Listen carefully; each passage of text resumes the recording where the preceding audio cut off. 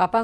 पुओं प्रचार निरंजन पट्टनायक प्रचार करुछंती पुओ नवज्योति पट्टनायक भंडारीपोखरी निर्वाचन मंडल कांग्रेस प्रार्थी होती पूर्वतन पीसीसी सभापति निरंजन पट्टनायक तेणु बापा सांगे पुओ नवज्योति पट्टनायक एकाठी प्रचार देखा मिलूँ बापा प्रचार मैदान में झाड़नाल बुहाउंट पुओ नवज्योति पट्टनायक कहते 2019 निर्वाचन बेले से प्रार्थी होते तेणु बापा सहयोग कर एथर किंतु से निज कर्तव्य पालन करुछंती बापा पुओर कर्तव्य भाव निर्वाचन में प्रचार सामिल होती भंडारीपोखरी बंत और आगरपड़ा अंचल आमर समर्थक शुभेच्छु और वोटर आम निर्वाचन परिचालना करुछंती आमे केवल लोकों सहित अच्छु।